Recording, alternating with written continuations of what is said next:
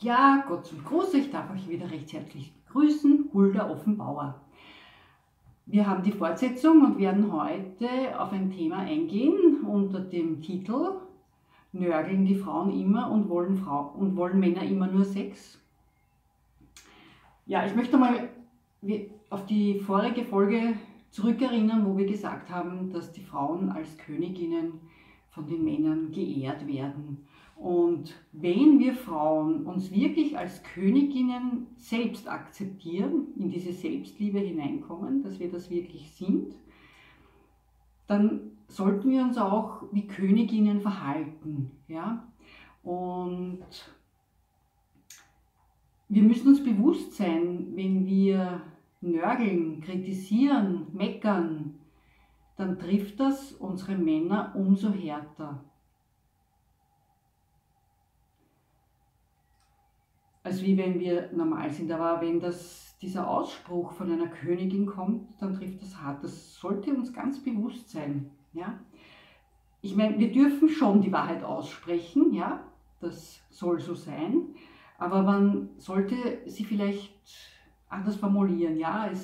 Wir sollen nicht immer, du hast und du hast das und du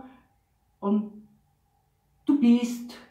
Ja, anstatt, wenn wir zum Beispiel sagen, könntest du vielleicht in Zukunft das so und so machen, oder wir könnten auch sagen, es verletzt mich, wenn du dieses und jenes magst, aber nicht dieses Anklagende, du hast, du bist und du magst. Ja, das ist dieses Zerstörerische, was einen Mann zutiefst zerstört, wenn ihm das die eigene Frau, die eigene Königin sagt. Eine Königin hat Würde und eine Königin handelt auch in ihrer Würde. Ja, und es gibt einen Vers in der Bibel, wo in Johannes steht das, wo Jesus Christus selbst sagt, es geht darum, um die Wahrheit aussprechen zu dürfen. Und Jesus sagt hier, wenn ich nicht gekommen wäre und euch eure Sünden gezeigt hätte, also wenn ich nicht gekommen wäre und zu euch geredet hätte, so hättet ihr jetzt keine Sünde. Aber jetzt habt ihr keinen Vorwand für eure Sünde. Ja, und es ist ja jetzt nicht boshaft gemeint. Es ist ein Geschehen aus Liebe, weil wir nicht wollen, dass unsere Männer in Sünde verharren und dadurch verloren gehen. Das hat alles Sinn und Zweck. Das ist kein persönlicher Angriff. Ja? Und jetzt kommen wir zu einem anderen Thema, und zwar, dass wenn der Mann die Frau wirklich ehrt und ihren Herzensraum schützt, dann entsteht dadurch ein sicherer Raum für die Frau und dort kann wahre Hingabe geschehen. Ja, und nur wenn sich die Frau wirklich sicher fühlt, dann kann sie loslassen und sich hingeben. Und dann schenkt sich die Frau dem Mann. Und euch Männern muss bewusst sein, wir Frauen sind ein Geschenk. Eine Gabe, das Glück bringt, wie eine Opfergabe. Ja? Wir Frauen sind ein Geschenk. Und es gibt einen Ausspruch, ich weiß nicht, wie sich der reimt, aber ich kann das jetzt nur sinngemäß wiedergeben. Und zwar, das Ego der Frau stirbt mit jedem Orgasmus und mit jedem Orgasmus verwandelt die Frau den Mann. Innerlich, ja, das ist wieder diese Heiligung. Da geschieht etwas in dieser Hingabe. Das ist nicht nur ein körperliches Ding, was hier abläuft, da geschieht viel mehr.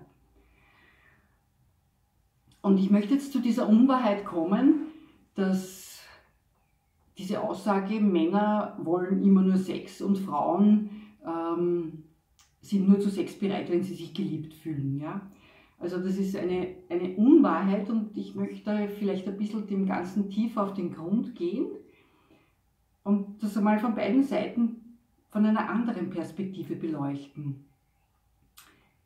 Wenn ein Mann in den Körper einer Frau aufgenommen wird, dann hat er dadurch nicht nur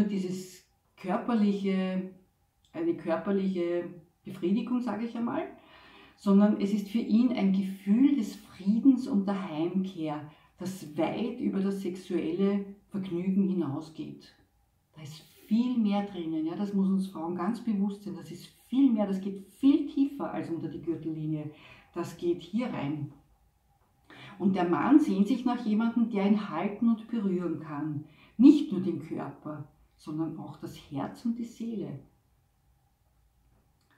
Und die meisten von den Männern haben als Kinder davon nicht genug bekommen. Ja? Das muss uns auch bewusst sein, uns Frauen. Und es ist aber oft so, wenn diese Männer das Bedürfnis zugeben, dass sie das auch haben wollen, dann fühlen sie sich oft wie kleine Jungs und nicht starke Männer. Aber ihr dürft das zugeben, ja? Ihr dürft zugeben, dass ihr wollt, dass wir euch halten, dass wir euch liebkosen, dass wir euch berühren.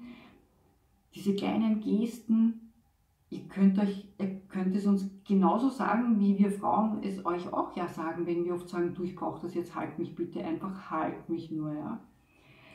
Und es braucht viel Zeit, Mut und Reife, bis sich die Männer wirklich selbst eingestehen, dass sie im Endeffekt einen sicheren Hafen suchen und brauchen, indem sie von einer Frau gepflegt und berührt werden und umarmt werden. Und der männlichste Mann ist auch verletzlich.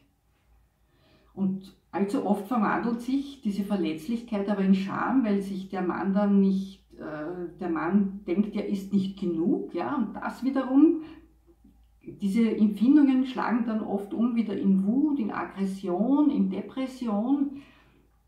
Aber dieses Aussprechen, dieses Zugeben, zu diesen Gefühlen zu stehen, das ist männlich, ja? Das ist Stärke.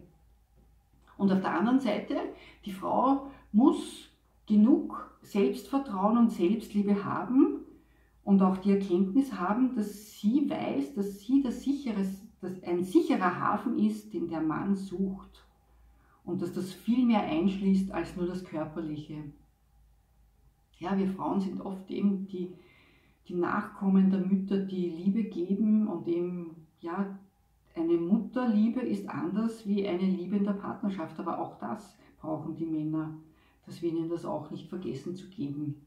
Ja, heute wird es kurz. Ich möchte euch zuletzt noch einen Bibelvers mitgeben, der auch auf diesen sicheren Bereich, es sind zwei Bereiche. Es ist der sichere Raum, den der Mann für die Frau schafft, indem er sie ehrt und schützt. Das ist dieser Herzensraum. Und es ist der sichere Raum in der Ehe, wo man sich auch sicher und geborgen weiß und sich hingeben kann. Ja? Und die Bibel spricht auch darüber. Und zwar in 1. Korinther 6 lesen wir da: Wollt ihr euch mit einer Hure vereinigen? Niemals. Denn wer sich mit einer Hure einlässt, wird ein Leib mit ihr. Ist euch das nicht klar? Es heißt ja in der Heiligen Schrift, von Mann und Frau, die zwei werden eins sein in Leib und Seele. Ja, da steckt viel mehr dahinter. Da ist viel, viel mehr dahinter. Das ist nicht nur die Vereinigung vom Leib, das ist die Vereinigung vom Herz, Leib, Seele. Da ist alles miteinander. Und das kann nur geschehen in einem sicheren, geschützten Rahmen, wenn sich die Frau geehrt fühlt und der Mann auch sich empfängt, das, was die Frau ihm geben möchte. Und zu guter Letzt möchte ich euch noch aufrufen, ihr lieben Männer, werdet unsere Ritter und erobert eure Königinnen. Wir lieben das. Und zu den Frauen rufe ich: Tragt eure Krone mit aller Würde und bestätigt eure Männer. Ich wünsche euch viel Segen dabei, viel Gelingen dabei und eine wunderbare, tiefe, noch tiefer gehende Beziehung. Gottes Segen dazu.